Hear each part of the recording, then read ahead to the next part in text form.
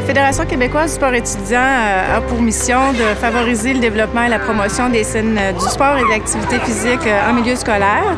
Et puis, ça, c'est depuis le début des années 80, mais durant les années 2000, vraiment, la mission s'est élargie aux autres habitudes de vie qui sont la saine alimentation et la lutte au tabagisme.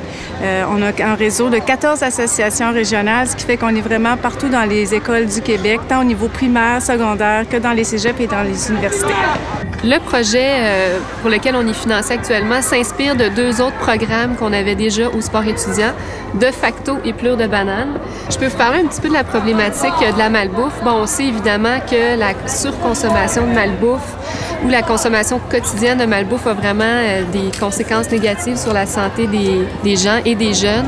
Mais on a longtemps pensé que cette surconsommation-là des gens était due à leur responsabilité individuelle. Alors qu'on sait maintenant avec la littérature que notre comportement n'est pas juste basé sur notre responsabilité individuelle, mais on est beaucoup influencé aussi par plein d'autres facteurs, dont la publicité, le marketing excessif et irresponsable que l'industrie alimentaire utilise parfois. L'objectif, finalement, c'est que les jeunes soient sensibilisés à ces influences-là, qu'ils comprennent que, finalement, ils sont influencés et de quelle façon. Donc, les compagnies utilisent des tactiques, donc de permettre aux jeunes de comprendre un peu comment ça fonctionne là, de l'autre côté.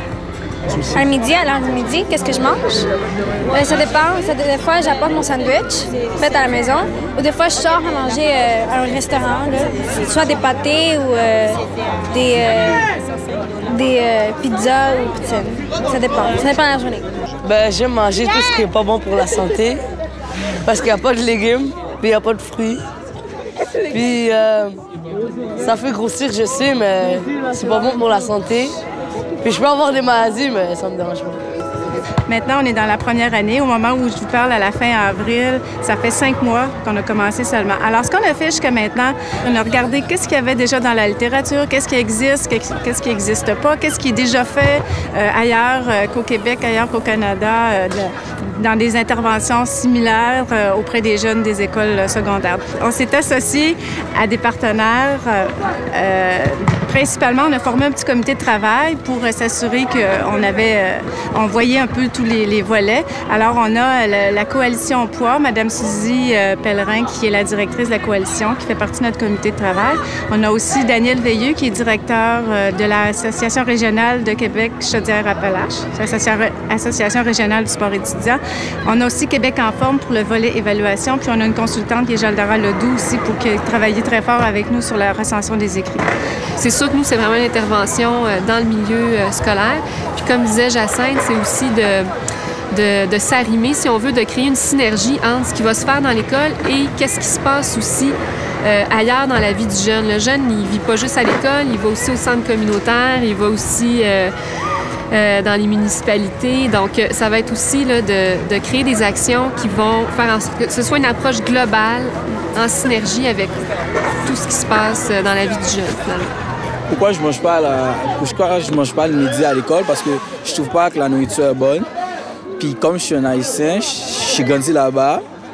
Puis j'ai toujours aimé les mets haïtiens au lieu de celui qui à la cafétéria de l'école.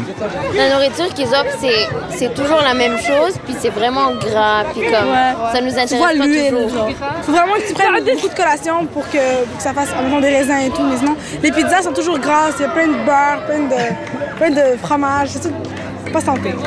À moyen terme, ce qu'on vise, c'est vraiment sensibiliser et éduquer les jeunes au marketing des compagnies alimentaires. Puis à long terme, ce serait que finalement, en changeant, en les éduquant, en les sensibilisant, on les amène finalement à avoir un meilleur jugement critique, puis à consommer la malbouffe avec modération, disons.